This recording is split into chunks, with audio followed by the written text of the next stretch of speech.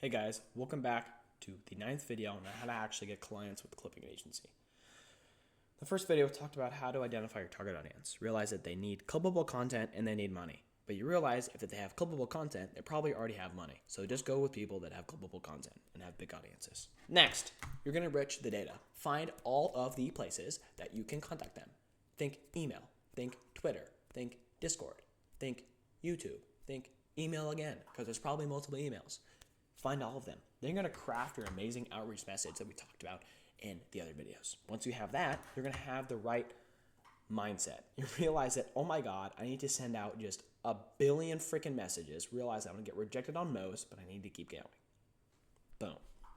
Next, you're going to actually start uploading. Upload it to your CRM, but realistically start on Google Sheets. Track everything and do your follow-ups. Next, you're actually going to send them out. I showed you how you set up your profile. Next, you're going to actually push for the call, dude. You need to actually push for the call. Like, for real, push for the call. Because if you don't do that,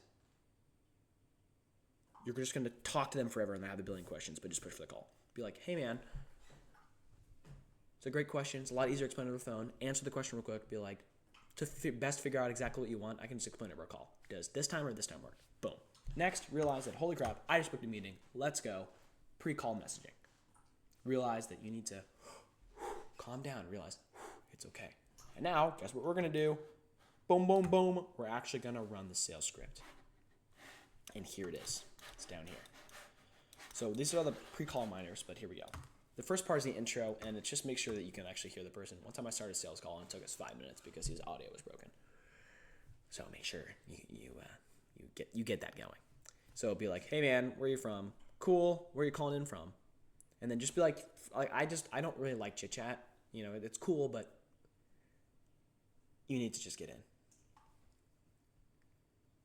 So you'd be like, hey, you don't mind if I just dive right in and get started with this call? You're like, okay.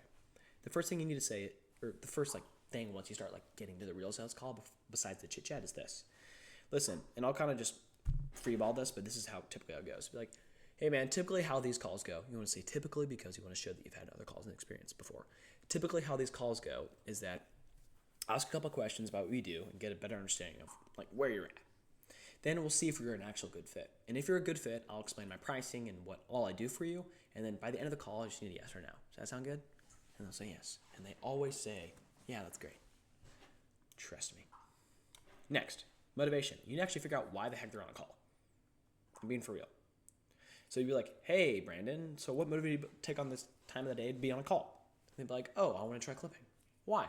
Oh, we have a bunch of content that's sitting around and I feel like you get a bunch of views. Oh, so why haven't you been posting it? Be like, oh, I just don't know where to start. You'd be like, oh, I don't know how to set up a bunch of accounts.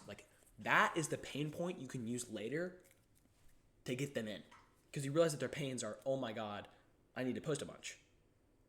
And I need a bunch of accounts. That's a problem that we can solve. And write that down in your notebook. Next is, again, discover and qualify. So you also want to see how much money they're making. This is where you actually get the realize. Because if they're like, I'm making 4K a month, there's no point in pitching that because it's not going to work. Right? So just ask questions. Now, the thing is, sales calls go, dude, they go everywhere. I'll just be so frank. They just go wherever it kind of goes. That's just how conversations roll, and they'll ask random questions. But you need to take control of the frame. Take control. Next is figure out their pain. Talk about how they're getting clients, how are they posting videos, all of these different things. Right? And once you do that, you're essentially going to have all these notes in your book that you've been holding, your physical book and paper. And you're going to be like, okay, so they really want to post more videos. I can see that they really, really, really want to get more views because they have a really good offer. So then you go into your pitch. So then this other thing I use that it's actually fantastic is I literally used this yesterday. Is you go in and you're like, hey, based on all that information, how confident are you that we can execute kind of clipping? And they'll be like 5. And you'll be like, okay, so what gets us from a 5 to a 10? And they'll tell you all the things. You'll be like, oh, this at this, and you explain all of it, and they'll be like, okay, now about a 7, 9, 10. Then once they're at a 9 or a 10, you'd be like, okay, so it seems like you're a 9, 10, you're pretty confident. So I guess the only thing would be price, right? That's what you need to go for. That's what you need to say right there because it works beautifully. So they're like, yeah, it's price. Then you kind of go in the pitch. You want to hit on those pain points you talked about earlier. You realize that they need to have more views and they have a great offer, etc. Then from there, you can close them, and you want to close them on the call as much as you can. Sometimes, yesterday, I met with the manager, and he literally couldn't because he needed to go back and actually meet with the main content creator because it was the manager. But we had regardless, you need actionable steps. It was like, hey, I'm gonna meet. I had to figure out like you're gonna meet them you're gonna meet with them Tuesday, and you're gonna email me back what they say. You need data, not data, but you need direct results. Not be like, okay, I'll get back to you later. They'll never get back to you if you say that. You need actionable steps, and then you can send the payment link on the call. I'm being serious. That's how you do it. And then we're gonna talk about next step.